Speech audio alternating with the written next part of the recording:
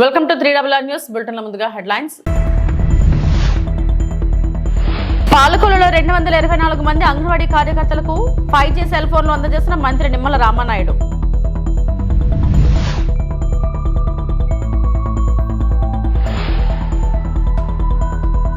వెనుకబడిన ప్రాంతాల్లో దేవాలయాల నిర్మాణం గొప్ప నిర్ణయం. బీజేపీ నేత విష్ణువర్ధన్ రెడ్డి.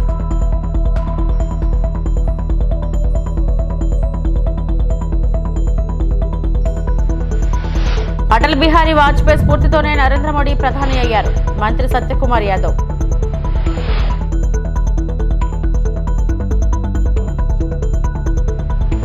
పశ్చిమ గోదావరి జిల్లా పాలకొల్లులో 224 మంది అంగన్వాడీ కార్యకర్తలకు 5G సెల్ ఫోన్లు అందజేసిన మంత్రి రామానాయుడు. పాలకొల్లు నియోజకవర్గంలో అంగన్వాడీ కార్యకర్తలకు ప్రభుత్వం ఉచితంగా అందజేసిన సెల్ ఫోన్లను కూటమి నాయకులతో కలిసి మంత్రి రామానాయుడు అందజేశారు.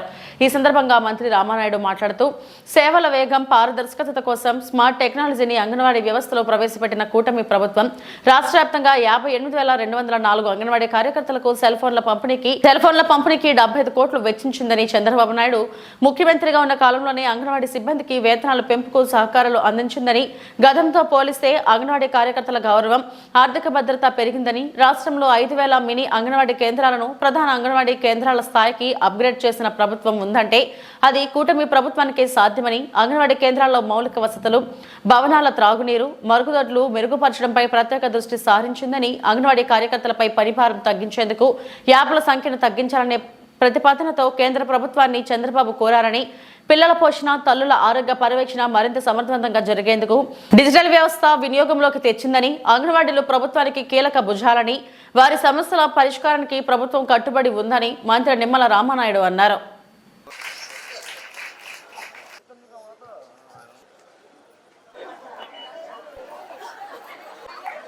మీ అందరికీ కూడా ఈ సెల్ ఫోన్స్ పంపిణీ సందర్భంగా ఈరోజు ఈ కార్యక్రమంలో మనందరం కూడా భాగస్వాములవడం జరుగుతూ ఉంది.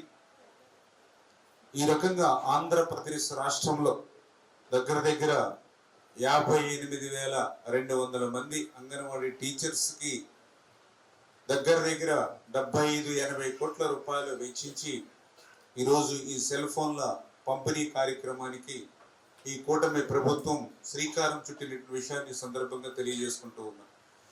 ముఖ్యంగా ఈ యొక్క స్మార్ట్ ఫోన్ ఉండడం ద్వారా కొన్ని సమస్యలు మీరు ఎదుర్కొంటున్నటువంటి వాటిని కొన్నిటినైనా సరిదిద్దాలనేటువంటి ప్రక్రియలో భాగంగా ఈ యొక్క స్మార్ట్ ఫోన్స్ కూడా మీకు పంపిణీ చేయడం జరుగుతున్నటువంటి పరిస్థితి.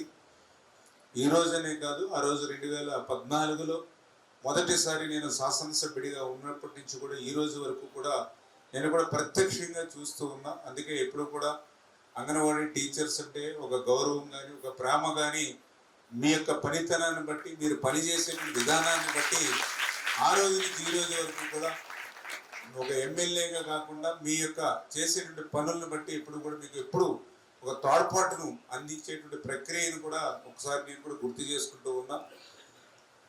ఆ రకమైన అంగన్వాడీ సెంటర్లు కూడా ఆ రోజు 14-19లో చాలా ప్రాంతాల్లో లేకపోతే కొత్తవి ఆ రోజు కూడా మనం నిర్మాణం చేసి అంగన్వాడీ కేంద్రం నూతనంగా నిర్మాణం చేస్తే మళ్ళీ ఆ నిర్మాణాన్ని కూడా మీ అంగన్వాడీ టీచర్స్ చేతే నేను రిబ్బన్ కట్ చేసి ప్రారంభించేటువంటి పరిస్థితి కూడా ఆ రోజు నా చేతుల మీద నేనే చేసేటువంటి వాడిని.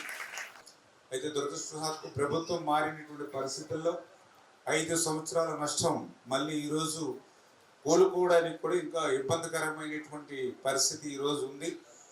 రాష్ట్రంలో 3 అకాడమిక్ రీజియన్లు ఏర్పాటు చేయబోతున్నామని, అకాడమిక్ జోన్ల ఏర్పాటుతో రాష్ట్ర సమగ్రాభివృద్ధికి కృషి చేస్తున్నామని రాష్ట్ర మైన్స్ అండ్ ఎక్సైజ్ శాఖ మంత్రి కొల్లు రవీంద్ర అన్నారు. మచిలీపట్నం టీడీపీ కార్యాలయంలో ప్రజా దర్బార్ నిర్వహించిన మంత్రి రవీంద్ర ప్రజల నుండి అర్జీలు స్వీకరించి పరిష్కార చర్యలకు అధికారులను ఆదేశించారు. మంత్రి రవీంద్ర ఎకనామిక్ జోన్స్ కూడా ఇప్పుడు ఏర్పాటు చేసేదానికోసం 3 ప్రాంతాలని, అటు ఉత్తరాంధ్రకు సంబంధించి శ్రీకాకుళం నుంచి ఈస్ట్ గోదావరి వరకు విశాఖ ఎకనామిక్ జోన్ రీజియన్ కింద పెడతారు. అలాగే అమరావతి ఏదైతే వెస్ట్ గోదావరి నుంచి ప్రకాశం జిల్లా వరకు ఉన్నటువంటి జిల్లాలన్నింటినీ కూడా కలిపి అమరావతి ఎకనామిక్ రీజియన్ కింద, అలాగే నెల్లూరు నుంచి కర్నూలు వరకు అదంతా కూడా తిరుపతి ఎకనామిక్ జోన్ కింద ఎకనామిక్ రీజియన్ కింద దాన్ని 3 ప్రాంతాలని కూడా ఐడెంటిఫై చేసుకుని దానికి కొంతమంది టీంని అలాట్ చేస్తా ఉన్నారు. దాని ద్వారా ఎకనామిక్గా ఆ రీజియన్ని ఎలా డెవలప్ చేయాలి, అక్కడ ఉన్నటువంటి వనరులు ఏంటి, సపోజ్ తీర ప్రాంతం ఉంది, పోర్ట్లు ఎన్ని ఉన్నాయి, ఆ పోర్ట్ని లాజిస్టిక్గా ఎలా కనెక్టివిటీ చేయాలి, రోడ్ కనెక్టివిటీస్ ఎలా చేయాలి, పరిశ్రమలు ఏ రకమైనటువంటి పరిశ్రమలు ఆ ప్రాంతాల్లో ఏర్పాటు చేయాలి, వచ్చిన ఇన్వెస్ట్మెంట్ని ఎలా మనం అక్కడ సద్వినియోగం చేసుకోవాలి, దాంతోపాటు అభివృద్ధితో పాటు అక్కడ హౌసింగ్ కానీ ఇలాంటివన్నీ కూడా మొత్తం ఒక ఎకనామికల్గా డెవలప్ చేయడానికి గవర్నమెంట్ ఆఫ్ ఇండియా చేస్తున్నటువంటి స్కీమ్స్ కానీ రాష్ట్ర ప్రభుత్వం నుంచి కానీ ఇన్వెస్ట్మెంట్స్ వల్ల కానీ ఇవన్నీ కూడా ఒక ప్లానింగ్తో గౌరవ ముఖ్యమంత్రి గారు ముందుకు తీసుకెళ్ళడానికి ప్రణాళిక తయారు చేసుకోవడం జరుగుతుంది. మొన్ననే విశాఖపట్నంలో రివ్యూ పెట్టడం జరిగింది, మేము కూడా ఆ కార్యక్రమంలో పాల్గొనడం జరిగింది. త్వరలోనే మన అమరావతి రీజియన్ అలాగే తిరుపతి రీజియన్ కూడా త్వరలోనే సమావేశాలు ఏర్పాటు చేసుకోవడం కూడా జరుగుతుంది. మరి దానిలో భాగంగా మనం చూసాం ఇన్వెస్ట్మెంట్ మీట్లో మచిలీపట్నం నుంచి 2 టూరిజం ప్రాజెక్టులకి ముందుకు వచ్చారు. ఒకటి ఏదైతే మైరాజ్ అనే సంస్థ వచ్చారు, మరొక సంస్థ పాస్పోర్ట్ అని చెప్పి పోస్ట్ కార్డ్ అనే సంస్థ వాళ్ళు వచ్చారు ముందుకి. వాళ్ళు కూడా ల్యాండ్ ఐడెంటిఫై చేయమని చెప్పడం జరిగింది. త్వరలోనే రెవెన్యూ కలెక్టర్ గారితో అందరూ కూడా కూర్చుని ఆ సైట్ కూడా ఐడెంటిఫై చేసి ముందు వాళ్ళకి అలాట్ చేస్తే వాళ్ళు వర్క్ స్టార్ట్ చేసుకోవడం జరుగుతుంది. అట్లాగే షిప్పింగ్ కి సంబంధించి 4 కంపెనీలు వచ్చినాయి. ఒకటి Goa shipping company, Goa government వచ్చింది. అట్లాగే మరొకటి ప్రైవేట్ కంపెనీ గోవాదే వచ్చింది. ఢిల్లీ నుంచి ఒక కంపెనీ వచ్చారు, అబ్రాడ్ నుంచి కూడా బయట దేశాల నుంచి కూడా ఒక కంపెనీ, 4 కంపెనీలు వచ్చినాయి. దాని మీద త్వరలోనే ఒక మీటింగ్ పెట్టుకుని ఎవరైతే దీనికి ముందు రాగలరో వాళ్ళకి అలాట్ చేయడానికి నిర్ణయం తీసుకోవడం జరిగింది. అట్లాగే సాల్ట్ ఫ్యాక్టరీని కూడా త్వరలోనే నాటి ప్రధాని అటల్ బిహారీ వాజ్పేయిని స్ఫూర్తిగా తీసుకుని నేడు ప్రధానిగా మారిన వ్యక్తి నరేంద్ర మోడీ అన్నారు మంత్రి సత్యకుమార్ యాదవ్.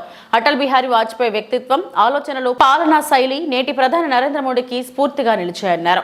నెల్లూరులో నిర్వహించిన అటల్ మోడీ సుప్రపాలన యాత్ర సభలో ఆయన మాట్లాడుతూ వాజ్పేయిని అత్యంత దగ్గరగా చూసిన వ్యక్తిగా ఆయన వ్యక్తిత్వాన్ని అర్థం చేసుకున్నానని అన్నారు.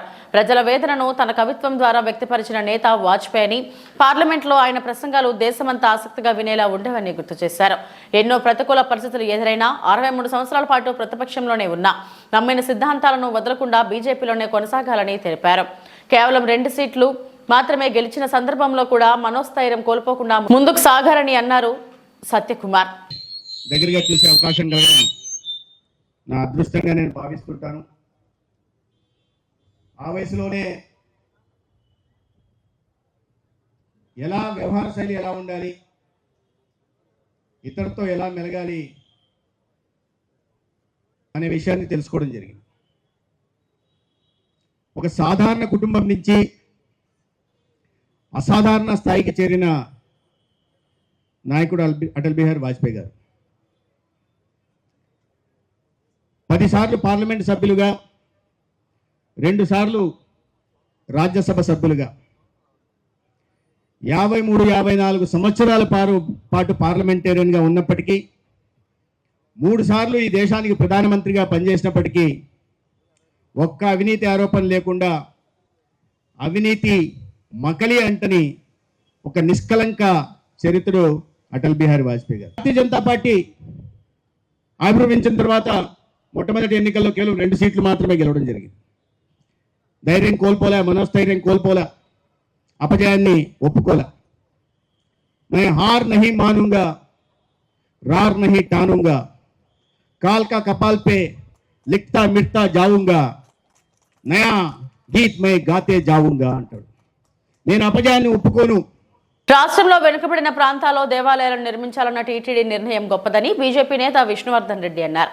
వైకుంఠ ద్వార దర్శనాల్లో సాధారణ భక్తులకు అవకాశం కల్పించేలా ముందస్తు చర్యలు చేపట్టడం ఆహ్వానించదగ్గ విషయమన్నారు. తిరుమల శ్రీవారిని దర్శించుకున్న ఆయన ధూపదీప నైవేద్యాలకు నోచుకొని ఆలయాలపై టీటీడీ దృష్టి సారించాలని కోరారు.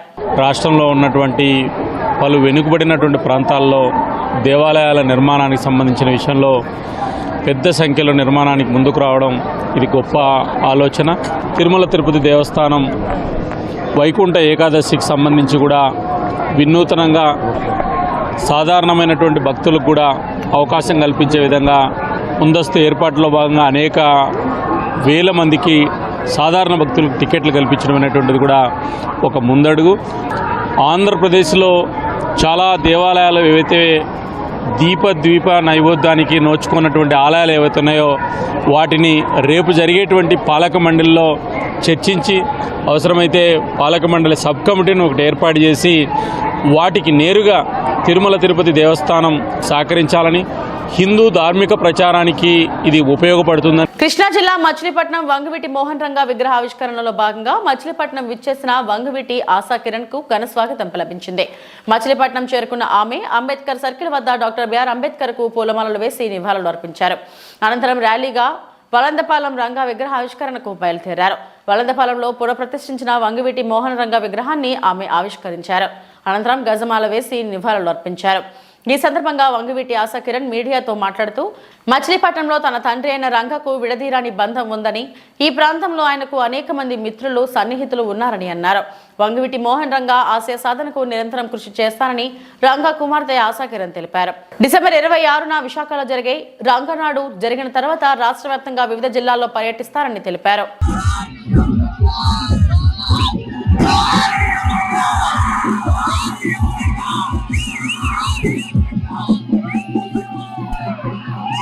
ఎందుకంటే రాధారంగం మిత్ర మండలి సభ్యులందరూ ఎక్కడికక్కడ ప్రతి గ్రామం మండలం ఎక్కడికక్కడ ఉన్నారు. అది వాళ్ళందరినీ ఏకదాటిగా తీసుకురావాలని చెప్పి నా ప్లాన్. సో అందరికీ ఏంటంటే ఒక భరోసా ఇవ్వడానికి రంగనాడు అనేది కాన్సెప్ట్ ఇప్పుడు కాదండి. రంగా గారు అప్పట్లో కాపునాడు జైల్లో ఉన్నప్పుడు జైల్లో ఉన్నప్పుడు కాపునాడు పెట్టినప్పుడు ఒరిజినల్ ఐడియా రంగనాడు, ఆయన ప్రపోజ్ చేసిన ఐడియా రంగనాడు, కానీ బయటకు వచ్చేసరికి అది కాపునాడే. ఆ రంగనాడు అనే కళను నిజం ఇప్పుడే కాదు, నాకు ఈ సంవత్సరం ఒక్క చోటకి వెళ్ళి రంగనాడు చేయాలని జస్ట్ ఆరంభం మాత్రమే. ఈ చోట రంగనాడు చేయాలని చెప్పి ఈ ఆరంభాన్ని పెట్టకుండా వైజాగ్ లో పెట్టడానికి కారణం ఏంటి? 100%.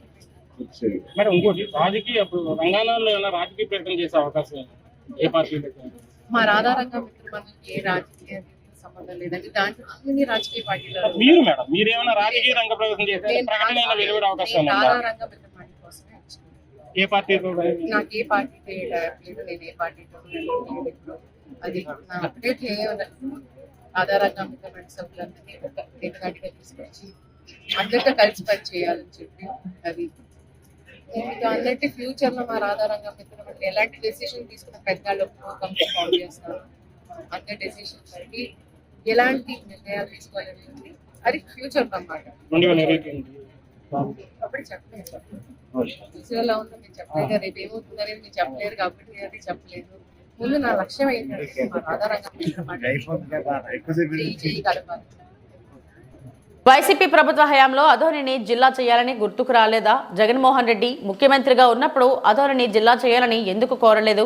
ఇప్పుడు వైసీపీ ఉనికిని కాపాడుకోవడానికే తప్ప అధోని జిల్లాపై ఆందోళనలు చేస్తున్నారని, ఎమ్మిగ్నూరు నియోజకవర్గం పరిధిలో జిల్లాకు అవసరమైన వనరులు ఉన్నాయి కాబట్టి నేను ఎమ్మిగ్నూరును జిల్లా చేయాలని కోరుతున్నా అని Yemmiganur MLA doctor BV Jayanageswara Reddy స్పష్టం చేశారు. మున్సిపల్ కార్మికులు తమ ఉద్యోగులపై చేస్తున్న ధర్నాలకు సంఘీభావం తెలిపే వైసీపీ నేతలు జగన్ ప్రభుత్వంలో నిద్రపోయారా అని ఎమ్మెల్యే డాక్టర్ బివి జయనాగేశ్వరరెడ్డి ప్రశ్నించారు. రాష్ట్రంలో చంద్రబాబు చేస్తున్న సుప్రపాలనపై ప్రశ్నించే మీరు జగన్ ప్రభుత్వంలో గాలి కొదిలేసిన అభివృద్ధిని గుర్తు చేసుకోవాలని ఎమ్మెల్యే బివి గుర్తు చేశారు. విడిపోయి మీరు ఒక హేతుబద్ధత లేకుండా హడావిడిగా చేసిన విభజన వల్ల ఈరోజు ఈ సమస్య వచ్చింది. మరి ఈరోజు పశ్చిమ ప్రాంతంలో 5 ఏళ్ల అధికారంలో ఉన్న మీరు నిన్నగాక మొన్న మళ్ళా ఈరోజు మేమొస్తే మళ్ళా ఇస్తాము అని చెప్పి మీరు సంఘీభావం తెలుపుతున్నారు ఆదోని జిల్లాకి. మరి ఉన్నటువంటి ఈ ప్రేమ ఎట్లా కలిగిందో నాకు తెలియదు.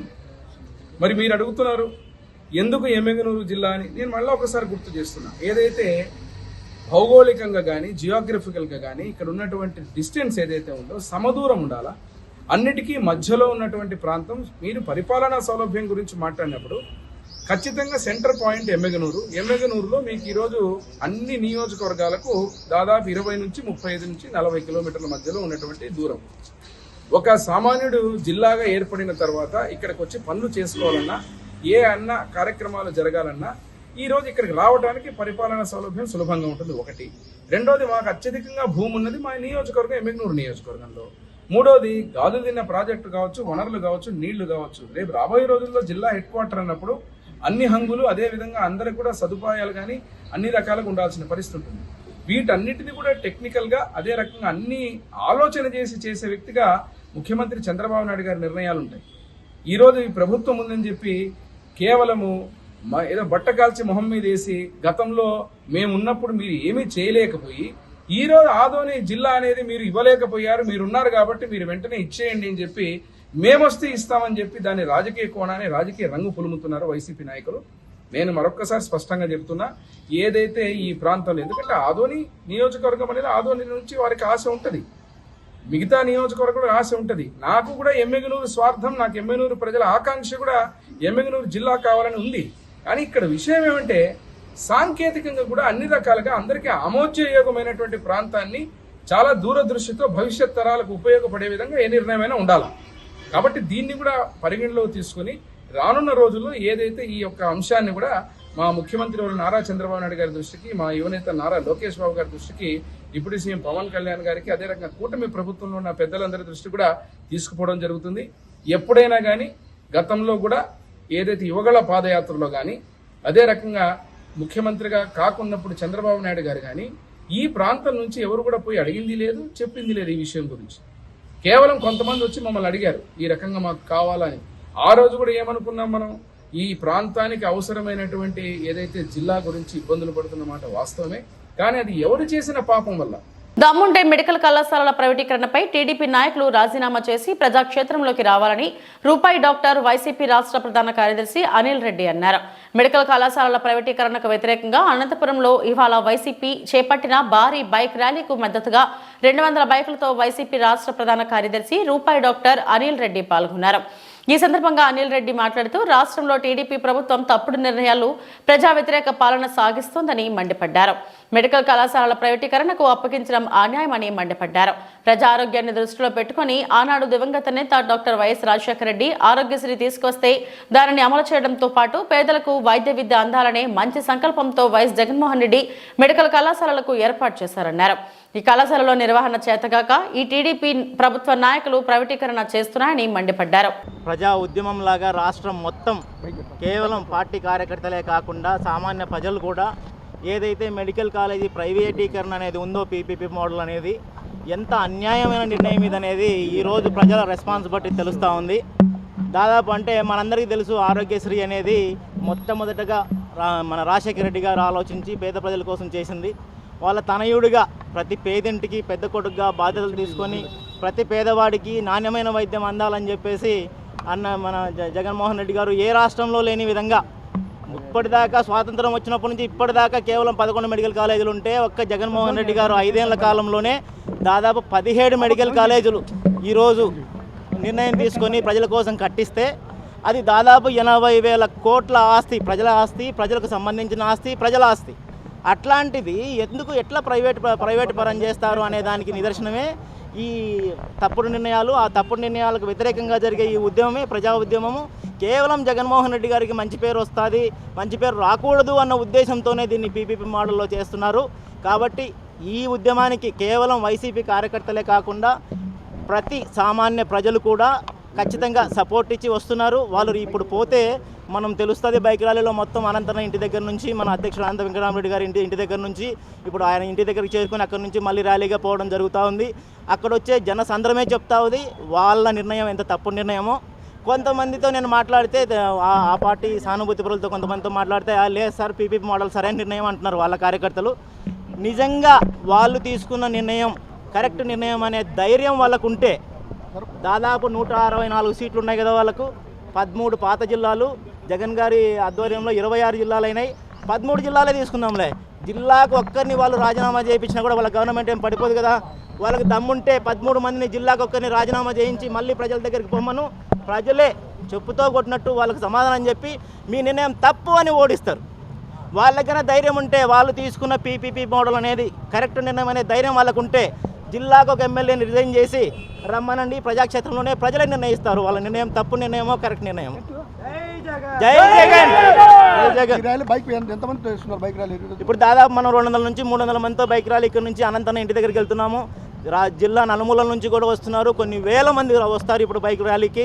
ఎక్కడి నుంచి ఆనంద్ ఆఫీస్ దగ్గర నుంచి మనం బుక్రాయ సముద్రం దాకా వెళ్ళడం జరుగుతుంది. అక్కడ చూస్తే ఆ జనసంద్రమే చెప్తుంది వాళ్ళ తప్పు నిర్ణయం అని చెప్పేసి. దానికోసమే ఈరోజు ఈ ర్యాలీ చేస్తున్నాము. జై జగన్. ఇవి ఇప్పటివరకు నా బులెటిన్ అప్డేట్స్. నమస్తే.